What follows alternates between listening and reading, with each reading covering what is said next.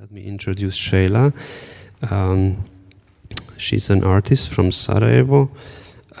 She has received widespread acclaim for the poignant intimacy and social commentary of her work. And her work takes us to spaces of displacement and discrimination, insisting that the delicate and the sublime are not pushed aside during catastrophe or hardship, but that they rather exist simultaneously, revealing a complex psycho-geographic landscape and the tenacity of the human spirit. Her works are mostly based on her own experiences, memories, and dreams influenced by the war in Bosnia and Herzegovina. And just to mention some of the various prizes that she received in 2011, she got the ECF Princess Margaret Award for, that's the European Cultural Foundation, Award for Cultural Diversity. And the title of her presentation is Abuno disce omnes, which I think it translates from one learn all or something like that. Yeah. First of all, thank you for your invitation. I'm very happy to be able to present a work which I started doing in 2013. It's quite a complex art project that is mostly based on a forensic medicine, but I think it has very much common ground to what we will discuss today and tomorrow. In terms of using the archive material. So the project is an open database server, which is very interactive, and it communicates on two levels. One is through the web page or archive that everybody can access and add to it, so it's an ongoing process. And the other way is through the multimedia installation, which will be better described in a following film, which I'll be showing. As I said, the starting point started from the forensic medicine or the research that is used in forensic science, gathering the evidence, gathering the information to be able to knit the story. But as you might know, in Bosnian context, it's very hard to approach the archives, or either they are not existing or they are taken by different sites which are manipulating with the documents. So what we started doing is actually, and what we did so far is to be able to gather extraordinary accumulation of individual cases, photographs, film footage, legal documents, forensic reports, activities, testimonies, and transcripts, press coverage, as well as the video footage which I took doing the field research. I have to also to mention is that before my project started, there were no list of missing persons available to the public. In Bosnia and Herzegovina, for example, so 20 years after, public couldn't access something very simple as information, how many people were still missing or how many people were missing from the wars, and we made that information available to the public. Or actually we gather all the list from all different sources and made them public and did a cross-check together with a different list of concentration camps, mass grave sites, etc., etc., etc. So I want to describe the huge amount of data that we gathered, and an artistic question which I was faced with, knowing that that's the starting point for this artist project, is how to transmit that to through the artwork to the public. Apart from this archive which is available to the public, what would I create as an art project, and how I will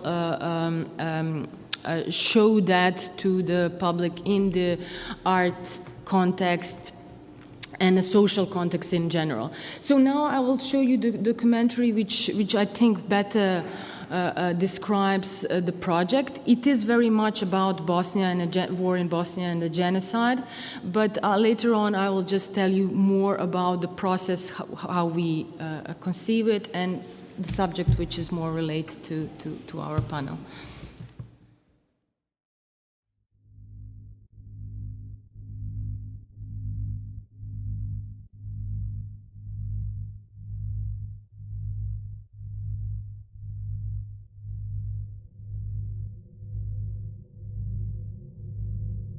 After you learn something, you cannot hide from it.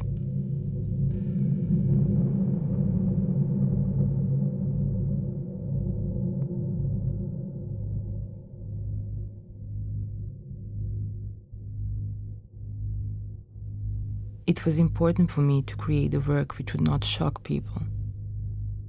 By stepping in a mortuary fridge, I didn't want them to feel anxiety or claustrophobia.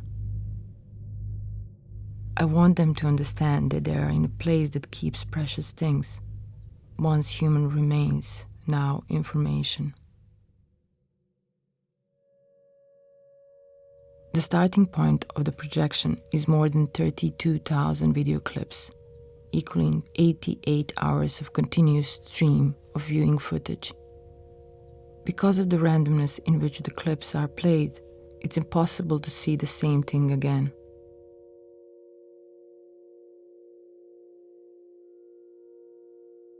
In the archive we created, there are video footages from the war,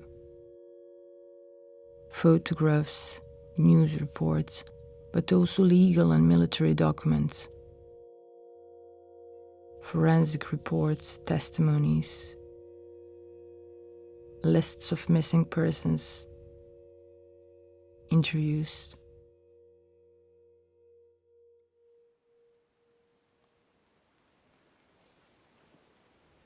I went to the former concentration camps, the mass graves, execution sites, the places where crimes were committed, as well as DNA laboratories and the courtrooms.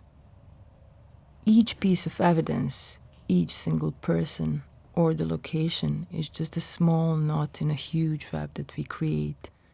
It's our world, we are all connected.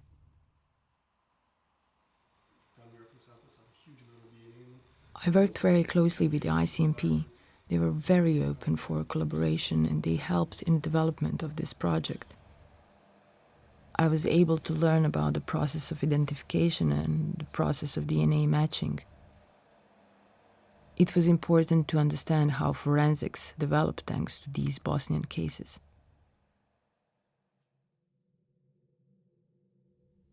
Before visiting Tomašica, I went to a mortuary in Tuzla and mortuary in Šejkovača, both supported by ICMP.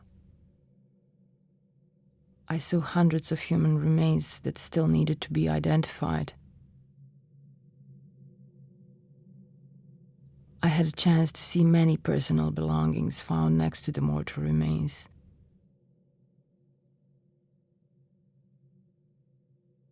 All of that was extremely moving.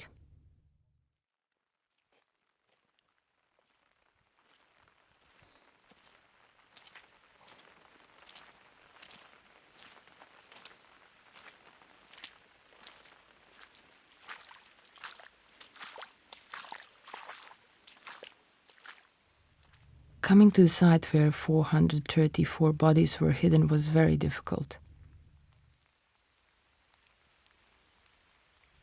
Close to the site there are houses with people living there. Just looking at the site was so haunting. There were whole families buried there. The destiny of these people has been unknown for 20 years. Because of the type of the soil, bodies were in the state of saponification, which means that bodies still had skin and tissue. They were not skeletons. They were actual bodies, almost recognizable.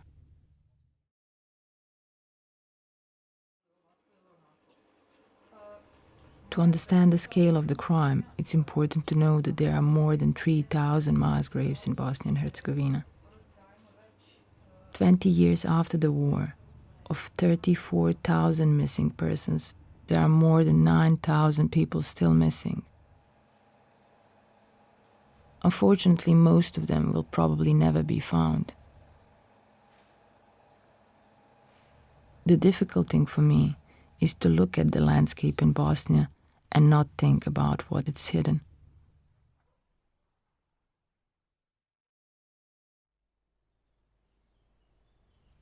This site is a dump. Somewhere on this location there are 3 bodies buried. What is very particular about this is that these remains were found and the site was marked. But just before exhumation could start, new crime was committed. The bodies were relocated, moved and hidden again. This story was extremely moving for me. I know the persons who were buried there. I know their names, I saw photos of them.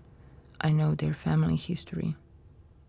There are these 2 beautiful twins from Kalinovic. They were 28 when they were taken away to the rape camp. And then from there, with 13-year-old boy, they were taken to the site where they were executed and where their bodies were buried.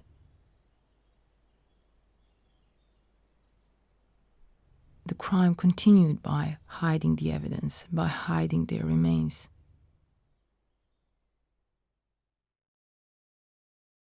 In our research, we came across a letter, an anonymous letter that reported on a mass grave in a Piljak pit near Foča. Over 80 bodies were thrown there. That was in 1993. Information about this location came in 2001 through the anonymous letter. 64 persons were identified from that site. This anonymous letter vanished for years. Nobody knew about it. We discovered it, and now it's a part of the project. Although this letter is a very small, simple gesture, it shows so well that sometimes that kind of an action is of great importance. With small things, we can make a huge difference.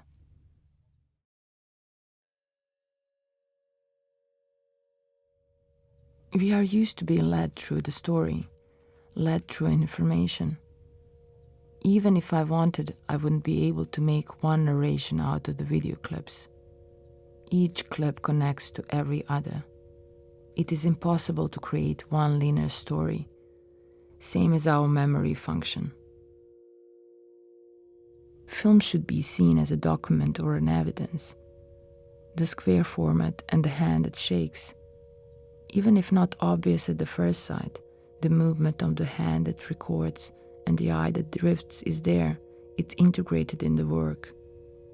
Information is seen by someone else, but soon we understand that we are that someone. This work can speak for those who can't, victims and witnesses, survivors, families who are still searching for their loved ones. I feel that maybe through this their stories will be knitted in a collective narrative that I believe we need. But this will also preserve personal memories. And maybe one day this will be how we learn about the past. The meaning of the search is connected to the idea of action, something that continues. This movement, this ongoing process is our wish to discover.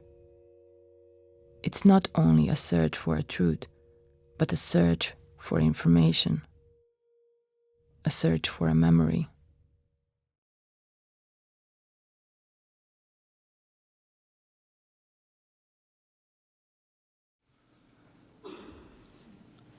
So this, yeah. I know that it is quite complex to understand what we actually did. Maybe the film shows it, and I know it so well, but I will try to brief it out. From all the material that we collected, including OSA material that we got, and many personal footage, testimonies, etc., I needed to find a way how to abstract and how to reach the audience, as I said previously. So you see me in the film holding my iPhone and recording. So what I basically did is, through these 3 years, and we are still doing it, and not only me but the others, and I invited also the public to participate and to add, are recording a short video clips, which you now can see on Instagram, on the different social media that is on. So it's a very easy way how to record and re-record, which also connects to idea of ownership of the material. If we go through the archive, what exactly do we see, and how one person is able to see all the material that's over there, and not to be subjective, and what is the approach. So what we did is actually we became translators. We just kept on recording these short video clips, as I said, from 5 to 15, 20 seconds, without the sound, which are going through the papers, footage, everything that we came across. And what is inside of this mortuary fridge when the person steps in is this random stream. So I'm describing what you already saw in a film, just because I believe it created something new in approach how to get the access to the information which is in the archives, because somebody needs to summarize that for us. And I tried to develop this new way in which these short clips are used as triggers, basically by giving the machine authority to edit the footage. I try to be objective as much as possible, and not to be subjective, because the machine is the one that makes a connection, and the viewer has its own, obviously, always subjective view to the story. So in that way, I'm not selecting anything, and I'm inviting others to participate. And it becomes, as I said in the film, an evidence and a document in which everybody can read the story, because it kind of liberates from just one line of reading reading a history maybe. So that's something that it would be interesting also to discuss in terms of how to use the material which basically we constantly produce every day, because this is not the end of the process. The TV still broadcasts the news, and we still have a nationalism, and we still need to find a way how to get across all this information which we are somehow now, I feel, starting to suffocate from. Thank you.